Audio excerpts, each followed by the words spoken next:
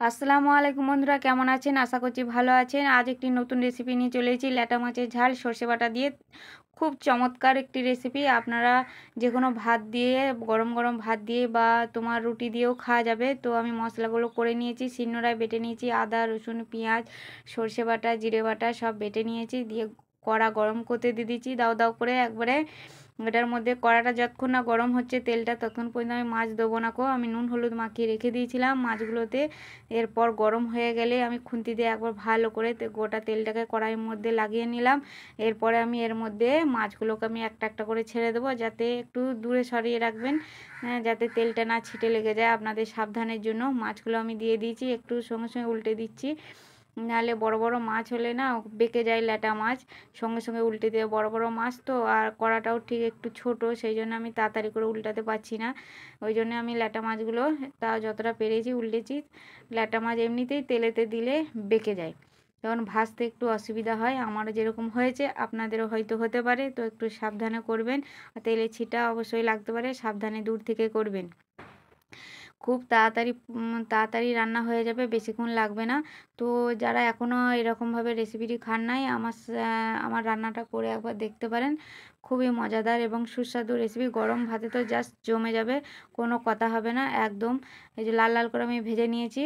এরপর এই যে ভাজা হয়ে গেছে, উল্টে পাল্টে নিয়েছি, লাল হয়ে গেছে। এরপর মধ্যে আমি তুলে নেব। এর মধ্যে আরও ছিল, সবগুলো আমি ভেজে নিয়েছি, দেখাতে পারিনি। এর মধ্যে ওই তেলেতেই আমি দিয়ে দিলাম, আর সামান্য কিছু তেল দিয়ে দিলাম, সরিষার তেল। আমি তেলটা সর্ষে ঝাল তো, সর্ষের তেলই সব থেকে ভালো হয়। সেই জন্য যে মশলাটা বেটে রেখেছিলাম সেই মশলাটা আমি দিয়ে দিলাম। আপনারা এই মশলাটা মিক্সিতেও করতে পারেন, আপনাদের মশলাটা মিক্সিতে করলে তাড়াতাড়ি হবে। আমার যেহেতু মনে হয় যে শিলনোড়ায় বেটে বেশি মজা হয়, সেই জন্য আমি শিলনোড়ায় বেটে নিয়েছি। আমি এই যে এতে মশলা দিয়ে দিয়েছি, এর মধ্যে হলুদ, লঙ্কা গুঁড়ো, যেগুলো গুঁড়ো মশলা অ্যাড করার, সেগুলো আমি সব এর মধ্যে আমি অল্প অল্প করে দিয়ে দিই। যেটা পরিমাণ মতো লাগবে সেরকম দিয়েছি, আপনারা আপনাদের পরিমাণ মতো দিয়ে দেবেন। আর স্বাদ মতো নুন দিয়ে দেবেন। নুনটা দিতে কিন্তু একদমই ভুলবেন না। আমি স্বাদ মতো নুন দিয়ে দিলাম। এবার আমি এইটাকে মানে 3 থেকে 4 মিনিট ভালোভাবে দুবার চারবার করে আমি একটু জল দিয়ে দিয়ে ভালো করে কষে নেব, যাতে পুড়ে না যায়। ওই জন্য আমি একটু একটু করে জল দিয়ে দিয়ে কষে নেব। আমি এইভাবে কষে নিয়েছি, দেখুন কত সুন্দর লাগছে রান্নাটা।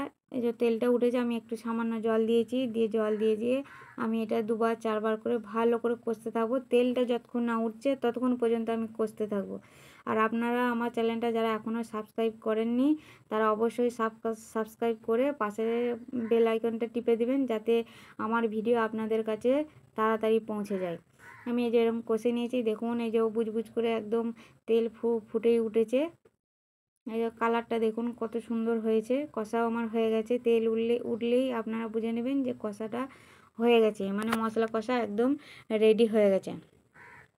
এবার আমি এই মশলার মধ্যে 4-5টার মতো কাঁচামরিচ দিয়ে দেবো। আপনারা আপনাদের ঝাল অনুযায়ী সেরকম দেবেন। আমি যেরকম ঝাল খাই সেরকম মতো আমি দিয়েছি। 4-5টার মতো কাঁচা লঙ্কা দিয়ে দিলাম, একটু ফেলে দিয়েছিলাম।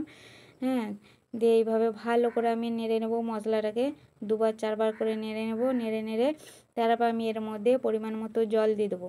জলটা দেব তো আপনার যে যেরকম মানে ঝোল রাখবেন সেরকম অনুযায়ী জলটা দেবেন। আমি এটা একটু গ্রেভি গ্রেভি হবে, কারণ আমি বাসাতে ডাল করেছি, সেই জন্য আমি আর এটা খুব একটা ঝোল রাখবো না। গায়ে গায়ে ফুটে গেছে একদম, দেখতে হবে না, একদম ফুটে গেছে ঝোল। এবার মাছ ভাজাগুলো আমি সব এর মধ্যে দিয়ে দিলাম। ভালো করে দুবার চারবার করে ভালো করে আমি এটাকে ঝোলটাকে ফুটিয়ে নেব। ফুটিয়ে নিলেই রান্না হয়ে যাবে অসাধারণ একটি। আপনার গরম ভাতে জাস্ট জমে যাবে। একবার রান্নাটা করে একবার দেখুন।